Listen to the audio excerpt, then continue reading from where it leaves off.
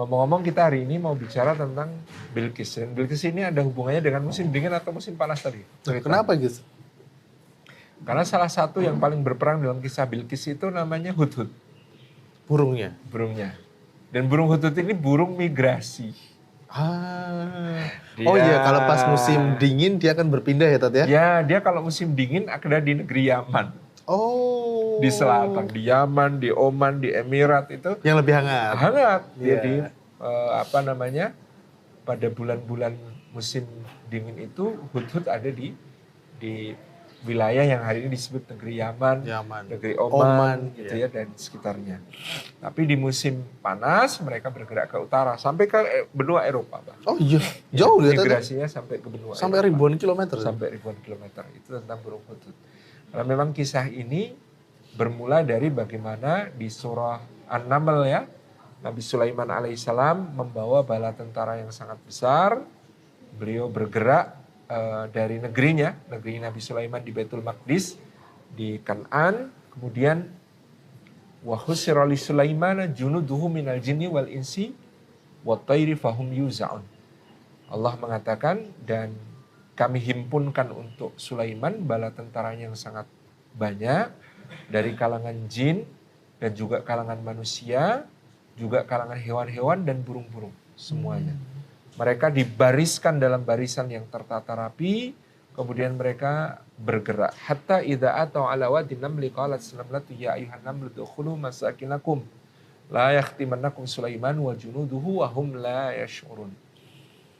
Ketika mereka tiba di sebuah negeri, negeri itu negeri yang dihuni oleh para semut.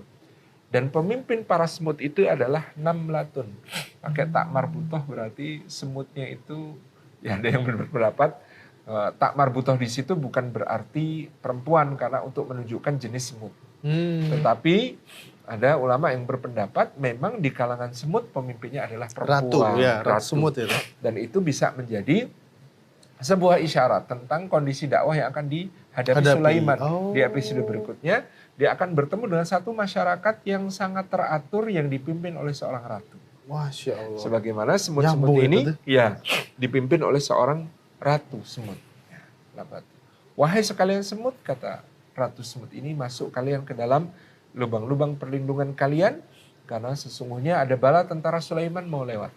Jangan sampai mereka menginjak kalian sedangkan mereka tidak menyadarinya. Jadi semut ini semut yang sangat bijaksana. Ya, perhatian tuh. Ya, dia melindungi kawan-kawannya, dia melindungi seluruh rakyatnya, dia minta untuk masuk ke dalam lubang-lubang perlindungan ketika datang bala tentara Sulaiman yang luar biasa dahsyat gegap gempita ini.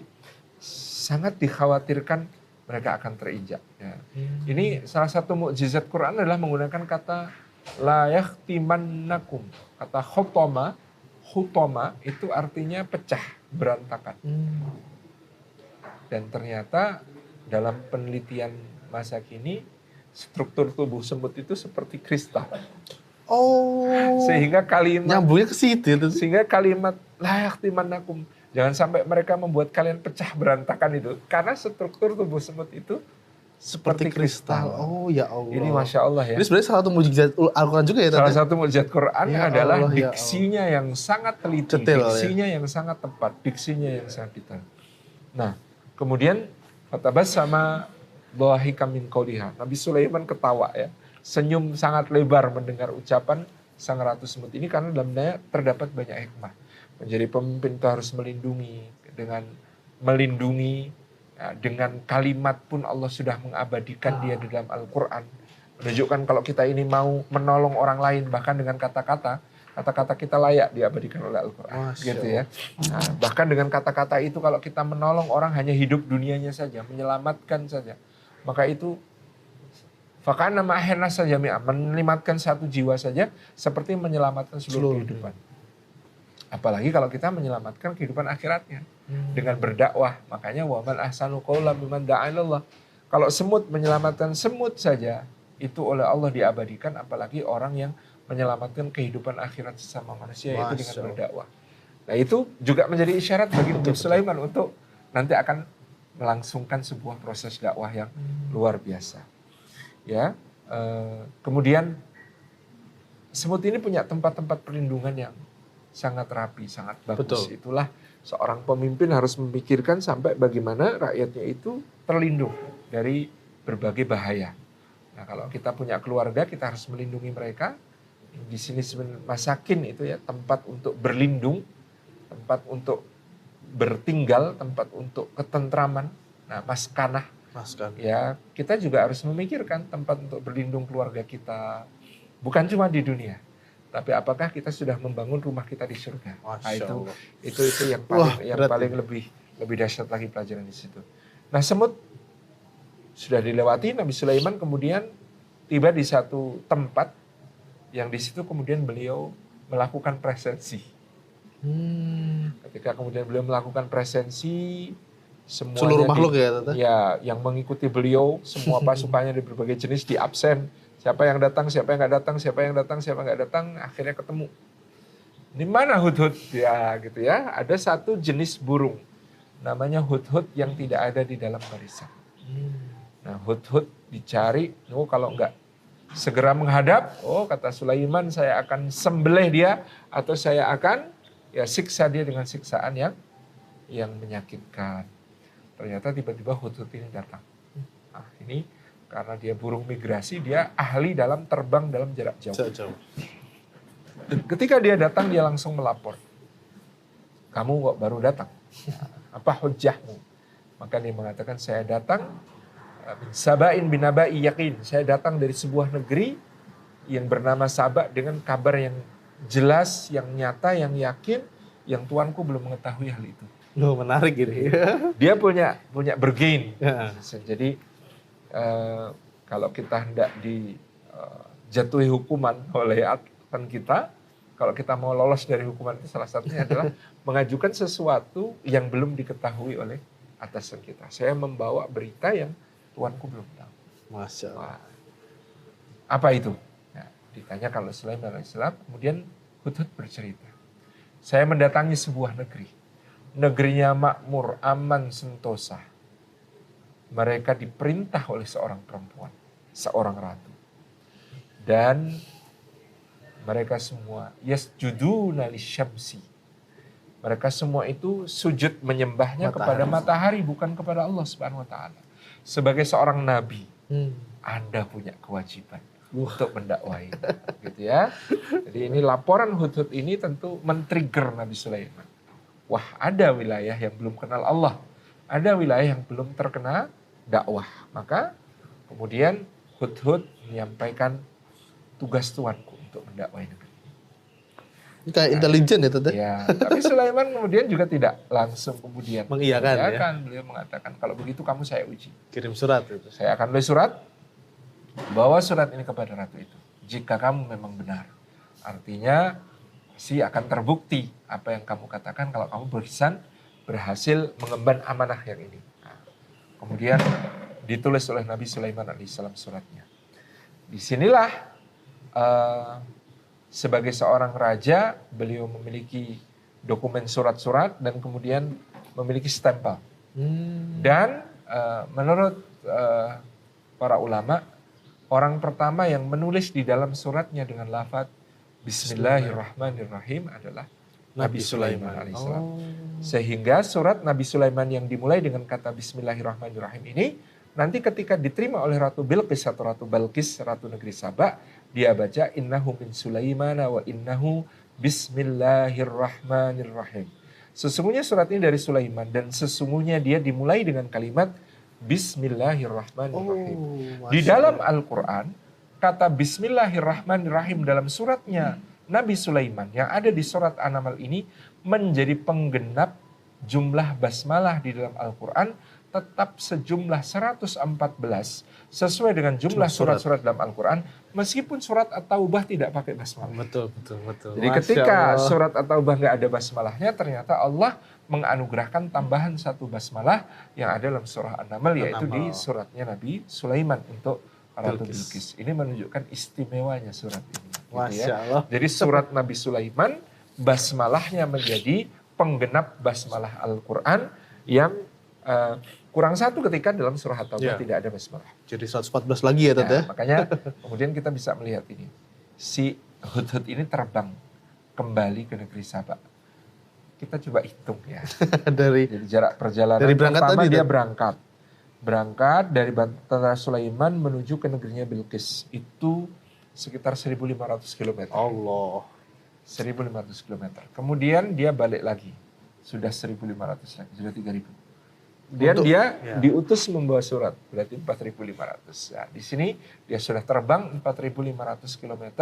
Kemudian surat ini oleh Hudhud diletakkan, dijatuhkan di pangkuan Ratu Bilqis yang sedang membahas berbagai urusan bersama para pembesarnya. Pemberani ya Tat ya. Iya. Akhirnya kemudian dibukalah surat itu. Innahu min Sulaiman. Innahu bismillahirrahmanirrahim. Sungguhnya ini surat dari Sulaiman dan sungguhnya dia bismillahirrahmanirrahim. Alla ta'lu alayya wa'tuni muslimin. Ya. Kalimat Sulaiman luar biasa. Bagus banget. Agar kamu jangan berlaku sombong terhadapku dan datanglah kepadaku sebagai orang-orang yang berserah diri. Jadi Masya Allah. suratnya Sulaiman alaihissalam ini tegas. Agar kamu tidak merasa tinggi di hadapanku dan hendaklah engkau menghadapku, datang kepadaku sebagai seorang yang berserah diri. Ratu Bilqis ini ratu yang sangat bijaksana dan itu diakui oleh Allah Subhanahu wa taala. Dalam Al-Qur'an, perempuan ini memerintah tetapi dia jauh lebih bijaksana daripada lelaki yang ada di negeri. Oh. Karena kita akan menyaksikan bagaimana perundingan di antara mereka. Ratu Bilqis mengatakan, ini adalah suratnya Sulaiman. Dia mengatakan begini kepadaku. Bagaimana menurut pendapat kalian? Mantap. Maka para pembesarnya mengatakan, wahai ratu, kita ini adalah kaum yang memiliki kekuatan yang dahsyat. Pasukan yang besar. Kita tidak pernah takut kepada siapapun. Siapa Sulaiman ini? Kami dengar dia adalah raja negeri Kan'an yang jauh dari kita. Apa urusannya dengan negeri kita? Kalau mau dia datang dengan bala tentaranya, kita akan hadapi. Sampai kita bisa menghancurkannya dan maksanya pulang ke negerinya. Atau mati di negeri kita. Wah, ini pembesar-pembesarnya dengan begitu semangat mengatakan begitu. Tapi apa yang dikatakan oleh Bilqis? Innal muluka idza dakhalu qaryatan. Sesungguhnya para raja-raja ini dalam sejarah apabila mereka memasuki untuk menyerbu dan menjajah satu negeri, maka mereka menghancurkan dan membunuhi penduduknya serta menjadikan orang-orang mulianya akan menjadi orang-orang yang hina. Wa kadzalika yaf'alun. Kata Allah Subhanahu wa taala membenarkan perkataan Bilqis. Wa kadzalika yaf'alun, dan memang demikianlah yang dilakukan oleh para raja-raja. Jadi di situ Al-Qur'an membenarkan ucapan Bilqis dan memuji Bilqis sebagai seorang ratu yang bijaksana. Masya Dia Allah. mengatakan, raja-raja ini kalau kita biarkan, kita tantang begini lalu mereka terpancing ke trigger menyerbu kita, menyerang kita, sudah negeri kita hancur, banyak penduduk akan terbunuh, mati sia-sia, dan nanti kita orang-orang yang semula mulia akan dia dijadikan Dihinakan. budak-budak, dihinakan. Nah, terus Bilqis kemudian mengusulkan, bagaimana sekiranya kita selidiki dulu seperti apa dia sebenarnya. Seperti apa raja ini, seperti apa kekuatannya. Caranya kita akan memilih benda-benda terbaik di negeri kita. Kita bawa sebagai persembahan hadiah kepadanya. Kalau dia silau, dia suka dengan harta benda itu, berarti dia seorang raja yang lemah, rendah. Sangat bijak ya Tat ya. Ya. Akhirnya kemudian dikirim utusan. Ratu Bilqis memerintahkan dari negeri Yaman pada waktu itu, di masa Bilqis adalah negeri yang makmur. Ini berarti Hudhud udah diutus balik Tat? Hudhud mengawasi, Oh, terus masih kemudian mengawasi. dia lapor. Oh. Dia lapor. Ketika utusan itu berangkat, Hudhud juga pulang. Balik lapor. Menarik, menarik. Dipilih benda-benda terbaik yang ada di situ. Emas, perak, kemudian berbagai macam batu permata, ya, berlian. Kalau dulu kan yang terkenal itu batu di permata yang ada di wilayah sana itu ya zamrud gitu ya. Ya kemudian apa namanya rubi, kemudian dibawakan juga apa berlian, dibawakan juga berbagai macam benda-benda yang berharga. Juga hasil-hasil pertanian yang berlimpah. Dibawa oleh utusan-utusan itu menghadap kepada Sulaiman alaihissalam. Ketika diberikan kepada Sulaiman alaihissalam, ternyata Sulaiman menjelang kedatangan para utusan itu sudah memerintahkan, kalian akan didatangi utusan ratu dari negeri selatan, Ratu Bilqis. Buatkan untuk sebuah istana yang pantas, yang akan membuat kedua utusan itu seperti orang udik masuk kota besar. Dibangunlah istana untuk Sulaiman dalam sekejap, yang indah sekali, yang luar biasa. Kemudian ketika utusan-utusan itu masuk, membawa hadiah-hadiah mereka, melihat berbagai benda yang ada di sisi Nabi Sulaiman, melihat berbagai benda yang ada di sekitar tahta beliau saja, udah minder hadiahnya, jadi nggak berharga di situ. Jadi yang mereka letakkan di zamrud atau apa itu, bagus-bagus gitu ya.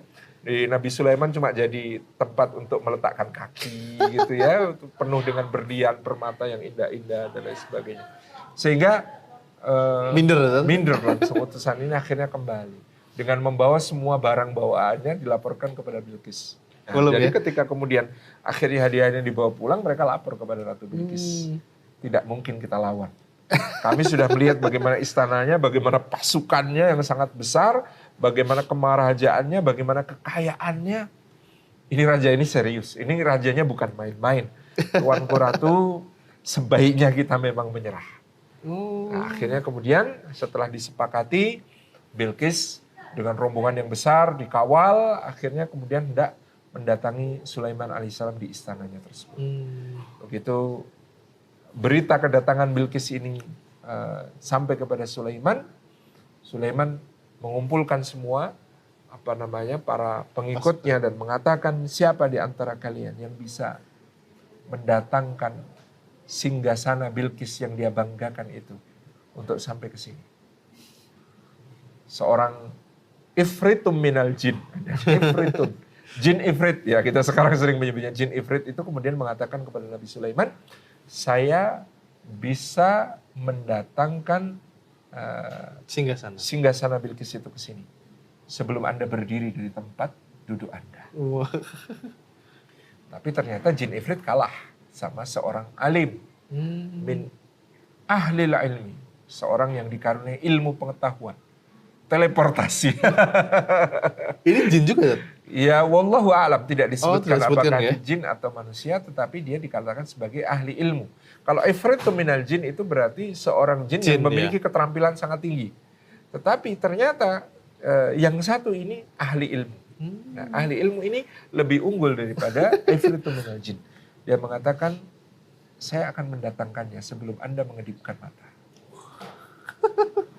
Betul, Sulaiman baru mau berkedip, singgasana Bilqis sudah dihadirkan di samping singgasana Sulaiman alaihissalam. Maka Sulaiman memerintahkan, ubah sedikit biar dia agak merasa asing. Diubah sedikit. Kemudian rombongan Bilqis pun hadir, tiba di negeri tersebut. Akhirnya kemudian mereka masuk ke dalam istana Sulaiman. Nah, lantai istana Sulaiman itu terbuat dari kaca bening tanpa potongan, tanpa sambungan. Nah, kaca bening tanpa potongan, tanpa sambungan. Kan berarti betul-betul seperti air. Maka Bilqis kemudian sampai ketika diajak lewat di situ, dia takut. Dia menyincingkan, menaikkan gaunnya ke atas agar tidak basah. Dia mengira itu adalah air. Maka kemudian Sulaiman alaihissalam menepis kain dan mengatakan, tidak perlu kau angkat kainmu, karena sesungguhnya ini bukan terbuat dari air, tetapi dari kaca yang bening. Dan itulah salah satu tanda kekuasaan Allah yang membuat Bilqis semakin yakin, inilah raja yang hebat. Dan kemudian dia mengatakan, aku selama ini telah mendolimi diriku sendiri, maka hari ini aku berserah diri kepada Allah bersama Sulaiman alaihissalam kepada Rabb semesta alam, Allah subhanahu wa ta'ala.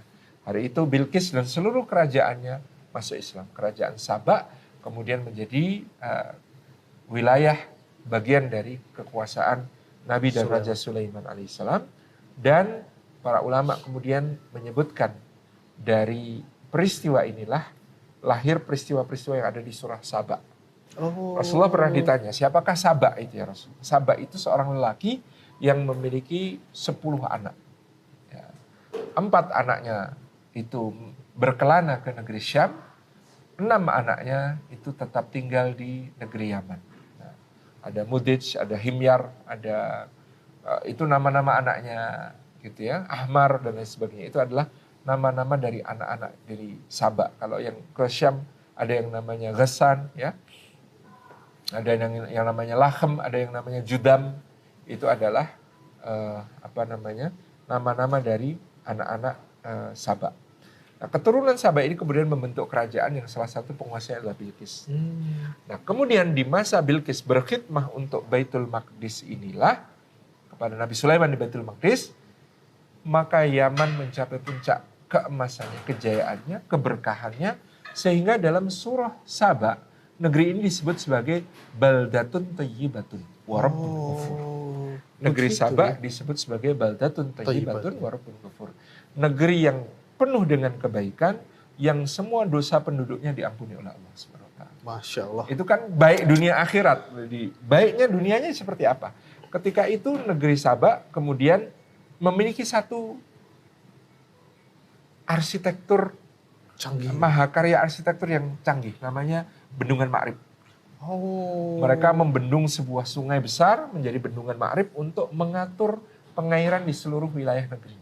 Di masa itu ya, Di masa itu. Masya Allah. Dan kemudian disebutkan dalam surah Saba, begitu ada Bendungan Ma'rib, maka ajannatani man an yaminin wa shimalin. Terbentuk kebun-kebun di sebelah kanan dan di sebelah kiri dari bendungan ini. Yang di sebelah kanan ini tumbuhnya pohon buah-buahan. Yang di sebelah kiri itu tumbuhnya biji-bijian.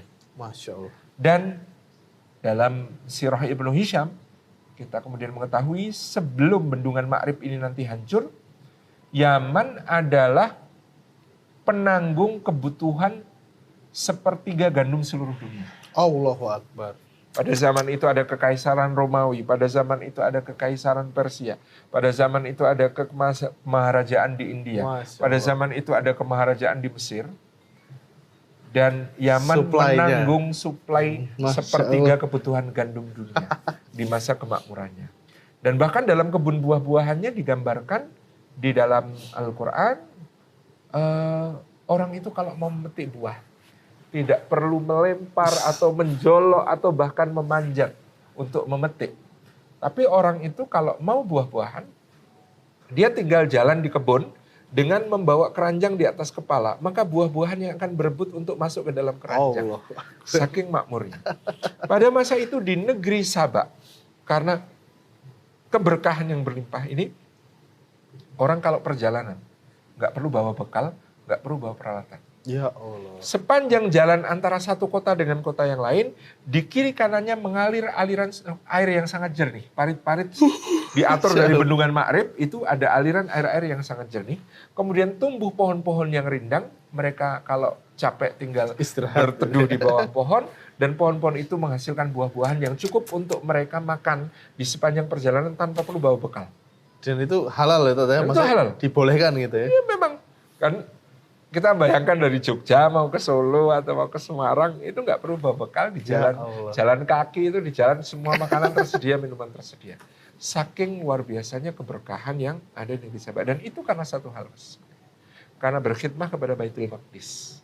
Diperlihatkan oleh Balqis dan negeri Saba yang kemudian menjadi negeri yang penuh dengan keberkahan dan kebaikan.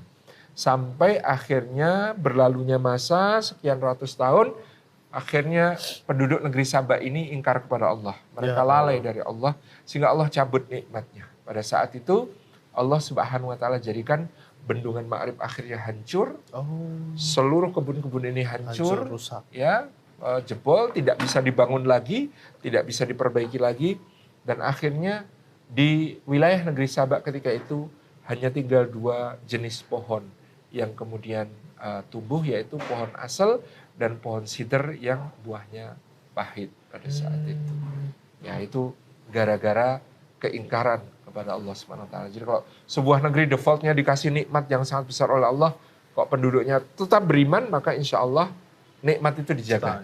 Tetapi kalau sebuah negeri kok penduduknya itu dikasih nikmat oleh Allah berlimpah lalu dia kufur, maka Allah berhak untuk mencabut nikmat itu menjadi kenestapaan seperti yang dialami negeri Sabak setelah mereka ingkar kepada Allah. Padahal dulu negeri yang begitu makmur, penuh dengan kebaikan, di bawah pimpinan Ratu Bilqis yang beriman kepada Allah, yang berkhidmah kepada dakwahnya suaminya yakni Nabi Sulaiman alaihissalam.